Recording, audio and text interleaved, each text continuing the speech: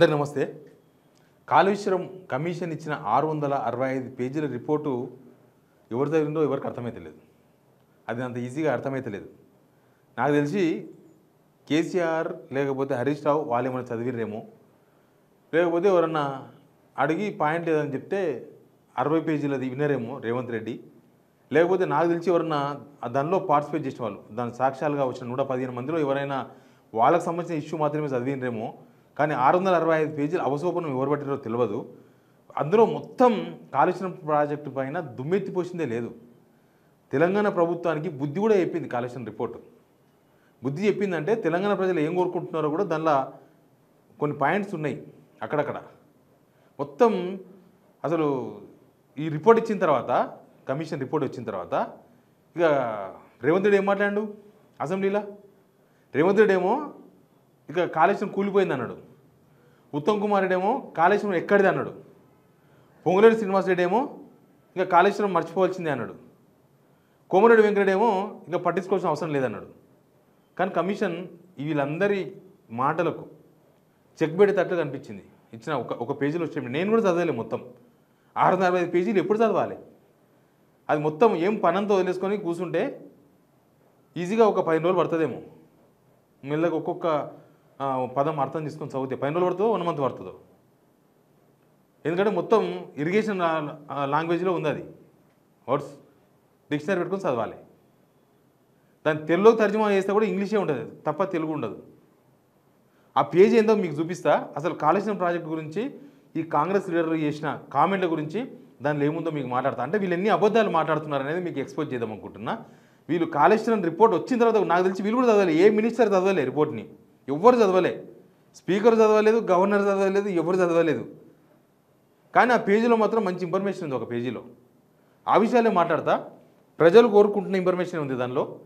మేము చేసే వీడియోలు ప్రజల కోసమే. మీ సమస్యనే మీకు ఏదైనా సమాచారం చెప్పడం, లేకపోతే మీ సమస్యను మేము మాట్లాడడం, ఈ రెండే విషయాలు. అందులో మేమేమి డబ్బులు అడగం, ఎక్కడ క్యూఆర్ కోడ్ పెట్టాం, మేము పేటీఎంలు కొట్టాం, ఏమీ లేవు. డైరెక్ట్గా సబ్స్క్రైబ్ చేయమని మాత్రమే అడుగుతున్నాం. సబ్స్క్రైబ్ చేయడం మాత్రం మర్చిపోవద్దు. ఆ సబ్స్క్రైబే మాకు బలం, అవే ₹1,00,000. కాబట్టి సబ్స్క్రైబ్ చేయండి.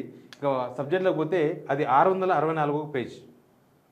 664 పేజ్. మొత్తం ఎన్ని పేజీలు? 665 పేజీలు. దానికన్నా బిఫోర్ పేజ్ ఇది. ఈ బిఫోర్ పేజ్లో చాలా చాలా విషయాలు దీనిలో ఉన్నాయి. Reference to the letter dated 3/6/2024 reported submitted by G Anil Kumar, engineering chief and is examination CW. ఆయన ఎగ్జామ్ చేసిండ్రు. తర్వాత ఎగ్జామినేషన్ తర్వాత ఏం రాసిండ్రు తర్వాత but it may the government as appointed an expert committee to the directions of the commission and the said expert committee as submitted the report. దీని తెలుగు తర్జుమా చేసి నేను చెప్తా. The national dam safety authority is an expert body and it's final report in the outcome of the technical study and examination of the issue before it. The commission does not which. దీని అర్థం ఏంది తెలుగులో అంటే, దీని తెలుగు తర్జుమా చేయడానికి కూడా చాలా టైం పట్టింది. అంత లాంగ్వేజ్ కదా. ఏమంటారు వీళ్ళు? 3 బ్యారేజీలకు మరింత నష్టం జరగకుండా నిరోధించడానికి మరియు వాటిని రక్షించడానికి చర్యలు తీసుకోనికే సంబంధిత అధికారులు, వాడదారులు మరియు ఏజెన్సీల తాత్కాలిక చర్యను పరిగణలోకి తీసుకోవాలని పత్రం పేర్కొంది. వాటిని రిపేర్ చేయమని చెప్పింది. మేడిగడ్డ ఎక్కడుందో అది రిపేర్ చేయండి. ఇంకా మిగతా వాటికి కూడా మళ్ళీ డ్యామేజ్ జరగకుండా తగిన జాగ్రత్తలు తీసుకోవాలి. దీనిలో ఎవరైతే ఆ డ్యామేజ్ అది బ్యారేజ్ కట్టినరో ఆ బ్యారేజ్ కట్టిన కాంట్రాక్టర్ సంస్థను పరిగణలోకి తీసుకోండి. అక్కడ పనిచేసిన ఇంజనీర్స్ని పిలుచుకొని మాట్లాడండి. తర్వాత వాళ్ళ ఎక్స్పీరియన్స్ కూడా వాడుకోండి. తర్వాత దాని మీద పనిచేసిన అందరినీ కూడా దీనిలో ఈ పనిలో ఇన్వాల్వ్ చేసి అక్కడ మరింత నష్టం జరగకుండా. మరింత నష్టం అంటే మొన్నటిదాకా 10 లక్షల క్యూసెక్లు నీళ్ళు పోయినాయి. ఇవాళ 4 లక్షల క్యూసెక్లు నీళ్ళు పోతుంది దాని కిందికి వెళ్ళి. ఆడ మొత్తం 85, 86 గేట్లు, 86 పిల్లర్స్ ఉన్నాయి. కుంగిపోయింది 2, చీలింది 1 దానిలో. ఆ రోజు 21 అక్టోబర్ 2023 రోజు తెల్లారిన తర్వాత చూసినప్పుడు ఎట్లా ఉందో ఇప్పుడు అట్లే ఉంది. అది ఎక్కువ పర్రె కూడా రాలేదు, ఎక్కువ వంగలేదు, ఎక్కువ కూలలేదు, లేకపోతే వేరేవి డ్యామేజ్ కాలేదు, ఏమీ కాలేదు. అన్ని నీళ్ళు పోతే కూడా ఇప్పుడు 10 లక్షల క్యూసెక్లు నీళ్ళు. అంతకుముందు పోయిన సంవత్సరం కూడా 12 లక్షల క్యూసెక్లు నీళ్ళు పోయినాయి. కానీ ఏం కాలేదు. అవి డ్యామేజ్ కాకముందే చర్యలు తీసుకోమని చెప్పింది ప్రభుత్వానికి. తర్వాత ప్రజా ప్రయోజనాలను దృష్టిలో పెట్టుకుని విస్తృత ప్రజా ప్రయోజనం అనుగుణంగా ఉండేలా చూడండి. తర్వాత 2024 మే 7 నాటి మినిట్స్లో 2024 మే 9 ఆర్డర్లో జారీ చేయబడిన పరిశీలన మరియు ఆదేశాలపై ఆధారపడి ఉంది. ఇదే ఇంగ్లీష్ టు తెలుగు ట్రాన్స్లేట్ చేస్తే ఏం అర్థం కాదు, అది అర్థమే కాదు. అందుకే ఎవరు చదవలేదు, పెద్దగా పట్టించుకోలేదు. అయితే ఏమంటారంటే వీళ్ళు డ్యామ్లకు మరింత నష్టం జరగకుండా ఆపడానికి, ప్రాజెక్టులను రక్షించడానికి సిఎస్ఎంఎస్ న్యూఢిల్లీ, సిడబ్ల్యూపిఆర్ఎస్ పూణే లేదా ఎన్జీఆర్ఐ హైదరాబాద్ వంటి సంస్థలతో అవసరమైన విచారణ లేదా పరీక్షలు నిర్వహించడానికి నేషనల్ డ్యామ్ సేఫ్టీ అథారిటీ సూచించిన చర్యలను తీసుకోవాలని కమిషన్ ప్రత్యేకంగా ప్రభుత్వం దృష్టికి తీసుకుపోయింది. తర్వాత ప్రజా ప్రయోజనాలను అనుగుణంగా ఉంటుంది. నేషనల్ డ్యామ్ సేఫ్టీ అథారిటీ ఒక నిపుణుల సంస్థగా గుర్తించబడింది. దీని తుది నివేదిక సాంకేతిక అధ్యయనం మరియు సంస్థ యొక్క పరిశీలన ఫలితంగా ఉంటుంది. మీరు ఎన్డీఎస్ఏ ఏదైతే చెప్పిందో దాన్ని పరిగణలోకి తీసుకొని దాన్ని రిపేర్ చేయమని చెప్పింది. అది రిపేర్ చేస్తే వీళ్ళ తురాయి కింద పడుతుంది. అది రిపేర్ చేస్తే వీళ్ళ మోడల్ని ఉత్తాయని తేలిపోతుంది. Just logic. అది రిపేర్ చేయకపోతే ఏంది నష్టం అని అడగొచ్చు మీరు. అది రిపేర్ చేయకపోతే ఏంటంటే ఇప్పుడు ఏమైందంట, ఆల్రెడీ 1 కోటి ఎకరాలు పండిస్తున్నామని చెప్పిన కదా ఉత్తమ్ కుమార్ రెడ్డి అంటారా. అది రిపేర్ చేయనందుకే మనకు ఎప్పుడు వచ్చినాయి వానలు? మొన్న వచ్చినాయి. మనకి ఎప్పుడు రావాలి వానలు? జనవరి 8 మృగశిర కార్తీ, జూన్ 8 మృగశిర కార్తీ, అప్పుడు స్టార్ట్ కావాలి వానలు. మనకు మే చివరిలో వానలు పడ్డాయి, తర్వాత ఆగిపోయింది. జూన్ మొత్తం వానలు లేవు కదా. వానలు లేకపోతే మొత్తం ఆగిపోయి నారులు వచ్చిన వాళ్ళు నాటు పెట్టలేకపోయినరు, నాటు పెట్టిన వాళ్ళు నీళ్ళు ఇవ్వలేకపోయినరు. ఇంకా చాలా దగ్గర ట్యాంకర్లు పెట్టుకుంటారు నీళ్ళు. మళ్ళీ వానకాలంలో ట్యాంకర్లు పెట్టుకుంటడం ఏంది? అసలు బోర్లన్నీ ఎండిపోయినాయి మనకు జూన్ జూలై ఏరియాలో. వానలు లేవు, ఋతుపవనాలు వచ్చినట్టే వచ్చి వెనుకకు పోయినాయి. మరి ఎందుకు వచ్చింది ఆ తిప్పలు? ఆ రోజు కన్నెపల్లి పంపస్ నుంచి నీళ్ళు కొట్టింటే, అన్నను సుందిల నుంచి ఎల్లంపల్లి కొట్టింటే టైంకు మనం పంటలు వేసుకుంటుంటే టైంకు వ్యవహారం నడుస్తుండే. ఇప్పుడు ఎరువుల కొరత ఎందుకు వచ్చింది? ఇప్పుడు ఎందుకు వచ్చింది ఎరువుల కొరత? ఇప్పుడు ఎందుకు వస్తుంది? అందరు జూన్లో కదా పంటలు వేసేది, జూన్ జూలై కదా పంటలు వేసేది. ఈ ఆగస్టు చివరిలా సెప్టెంబర్ ఫస్ట్ వీక్లా ఎందుకు మనం ఎరువుల కోసం తనలాడుతున్నామంటే అప్పుడు పంటలు వేయలే కాబట్టి ఎరువు అవసరం వల్లే. కొద్దిగానే పంట వేసినారు అప్పుడు, జస్ట్ 20 లక్షల ఎకరాలు మాత్రమే పంట వేసినారు అప్పుడు. కాబట్టి అప్పుడు అవసరం వల్లే ఉన్న కాడికి డిస్ట్రిబ్యూషన్ చేసిండ్రు. ఇంకా వీళ్ళు ఎట్లా కరువు కాలం వస్తుందేమో అని కనీసం డీడీ కూడా కట్టలే. ఎరువుకు ఆర్డర్ ఇచ్చి డీడీ కట్టాలి. ఈ గవర్నమెంట్ ఒక 500 కోట్లు 1000 కోట్లు డీడీ కట్టాలి. ఇంకా పైసలు మళ్ళీ వాపసు వస్తాయి. వీళ్ళేం సబ్సిడీ ఇయ్యరు, సెంట్రల్ గవర్నమెంట్ సబ్సిడీ ఇస్తుంది. వీళ్ళకి వచ్చేది 300 రూపాయలే. కానీ మరి ఏమనుకున్నారో, ఇంకా ఎట్లా మనం కాళేశ్వరం వాడడం కరువు కాలం అయితే లేదు, కరువు వస్తుంది అనుకున్నారేమో. డీడీ కట్టక ఎరువు ఇప్పుడు అవసరం పడ్డది. ఇప్పుడు వానలు పడ్డాయి, ఇప్పుడు అందరు నాట్లు వేస్తున్నారు కాబట్టి, ఇప్పుడు ఆల్రెడీ నాట్లు వేసి మనం లాస్ట్ మంత్ నుంచి నాట్లు వేసుకుంటూ వస్తున్నాం కాబట్టి ఇప్పుడు మనకు ఎరువు అవసరం పడ్డది. కాబట్టి ఒకటేసారి డిమాండ్ పెరిగిపోయింది. వీళ్ళు ఆర్డర్ చేయలేదు, తీసుకురాలేదు కాబట్టి కష్టం వచ్చింది. అది పరిస్థితి.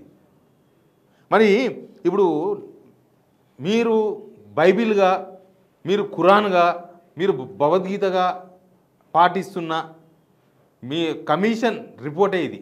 కమిషన్ రిపోర్ట్లో ఒక పేజ్, ఈ పేజీ చదివినారా లేదా మీరు? 664 పేజ్ నెంబర్ చెప్తున్నారు, చదువుకోండి. గవర్నమెంట్ వాటిని రిపేర్ చేయండి. అది ఎట్లా అవసరం మనకు? అది తెలంగాణ ప్రజల ఆస్తి. కేసీఆర్ది కాదు, కేటీఆర్ది కాదు, హరీష్ రావుది కాదు, బీజేపీది కాదు, కాంగ్రెస్ కాదు, ఎవరిది కాదు. దాని డబ్బులే కదా ఇప్పుడు కడుతున్నది మనమంతా, మన ట్యాక్స్లే కదా. దాన్ని ఎందుకు బాగు చేయరు అంటే మీ పొలిటికల్ పంతం కోసం, మీ రాజకీయ పంతం కోసం మీరు అన్న మాట పోతుంది. దాన్ని బాగు చేస్తే నీళ్ళు వాడుకుంటే ఇబ్బంది అవుతుంది, అది ఎట్లన్నా అవసరం పడుతుంది, ఇబ్బంది అది. ఇవి వాడుకుంటే మీ మాట పోతలేదా? ఇక్కడ ఆ నుంచి ఎల్లంపల్లి నుంచి బయటకు వచ్చిన తర్వాత మీరు కొండపోచమ్మనో మల్లన్న సాగరో అవన్నీ వాడుకుంటే మీకేం మీ మాట పోతలేదా? మరి అవన్నీ కాళేశ్వరంలో భాగమే కదా. 20 గంధమాలకు మీరే శంకుస్థాపన చేసేస్తారు. మల్లన్న సాగర్కి వెళ్ళి మూసీలకు నీళ్ళు తీసుకొస్తానని రేవంత్ రెడ్డి ప్రకటిస్తాడు. మల్లన్న సాగర్ ఎక్కడిది? కొండపోచమ్మ నుంచి ఇంకెక్కడ తీసుకుపోతాం నీళ్ళు అంటారు. ఎక్కడ అవన్నీ? కాళేశ్వరంలో మొత్తం కావాలి మీకు, కానీ మేడిగడ మాత్రం చేయొద్దు. చేస్తే మాట పోతుంది, కానీ అది మొత్తం పోతుంది, కూలిపోతుంది. మీరు ఇప్పుడు రిపేర్ చేస్తే 400 కోట్లు 500 కోట్లు, కానీ దానికి బాగా డ్యామేజ్ జరిగితే దాన్ని అవసరం 5000 కోట్లు. అప్పుడు 5000 కోట్లతో కట్టినరు. అది ఆ మేడిగడ్డ బ్యారేజ్ 5000 కోట్లతో కట్టినరు అప్పుడు, కేసీఆర్ కట్టినప్పుడు. అప్పటి నుంచి ఇప్పటికి సిమెంట్ రేట్ పెరిగింది, స్టీల్ రేట్ పెరిగింది. అది ఇప్పుడు కట్టాలంటే 10,000 కోట్లు అవుతుంది. అన్ని ధరలు పెరిగినాయి, మేస్త్రి ధర కూడా పెరిగింది, కాంట్రాక్ట్ ధర కూడా పెరిగింది. అది ఇప్పుడు రిపేర్ చేస్తే 500 కోట్లతో అయిపోయే పని. కానీ అది రిపేర్ చేయకుండా మీరు ఇట్లే నానబెడితే అది మొత్తం డ్యామేజ్ అయితే 10,000 కోట్లు కావాలి అది కట్టడానికి. అన్నారం సుందిలకు 3,000 కోట్లు 3,000 కోట్లు ఖర్చు అయింది అప్పుడు. దాన్ని రిపేర్ చేస్తే 100 కోట్ల పని. అది నాశనం అయితే దాన్ని కట్టడానికే ఇప్పుడు ఒక 10,000 కోట్లు కావాలి రెండు కలిసి. జనాల డబ్బులు ఎందుకు వేస్ట్ చేస్తారు? మీ రాజకీయ పంతాలు ఉంటే పక్కన పెట్టండి. మీకు ఇది కమిషన్ రిపోర్ట్ చెప్పింది, మీరు దాన్ని రక్షించడానికి కట్టండి, దాన్ని రిపేర్ చేయమని చెప్పింది. అందరి అనుభవాలను తీసుకొని వాళ్ళని కూడా వాడుకొని అప్పుడు ఎట్లా కట్టినారో వాళ్ళని పిలుచుకొని కట్టను అని చెప్పింది. ఇక ప్రభుత్వం వీళ్ళ చిత్తశుద్ధి ఏందో చూడాలి మనం. వీళ్ళ దొంగ బుద్ధి తెలుసు, చిత్తశుద్ధి చూడాలి. ఇప్పటిదాకా మీరు ఈ గవర్నమెంట్ వచ్చిన తర్వాత ఇప్పటిదాకా మీరు దాన్ని కనీసం ఒక ఇటుక పిల్ల కాదు, ఒక తట్ట మట్టి కూడా ఎత్తలేదంటే దాన్ని ఏమర్థం చేసుకోవాలి? ఇప్పుడు సుంకిశాల రిపేర్ అవుతుంది, సుంకిశాల మొత్తం రిటర్నింగ్ వాళ్ళు పడిపోయింది, దాన్ని చేయరా? చేస్తారు కదా. ఎన్డీఎస్ఏ కూడా శ్రీశైలంలో పెద్ద బుంగ పడితే దాన్ని రిపేర్ చేయమని చెప్తారు, డెడ్ లైన్ పెడతారు, మీరు పలానా డేట్లోపు కట్టాలని. దీనికి ఎందుకు డెడ్ లైన్ పెట్టలేదు ఎన్డీఎస్ఏ? అంటే స్టేట్ గవర్నమెంట్ను అదిరించి బెదిరించే హక్కులు లేవా మీకు? అంటే మళ్ళీ కూలిపోతే మళ్ళీ వచ్చి రిపోర్ట్ ఇస్తారా? ఎనీవే, రాజకీయ పంతాల కోసం కాళేశ్వరాన్ని, మేడిగడ్డను, అన్నారం సుందిలను బలి చేసే ప్రయత్నాలు నడుస్తున్నాయి. కనీసం కమిషన్ రిపోర్ట్ అన్న పరిగణలోకి తీసుకోండి. మీరు చేసిన కమిషనే, మీ కమిషన్ చెప్పిందే అవన్నీ పరిగణలోకి తీసుకోండి. Please subscribe signal TV.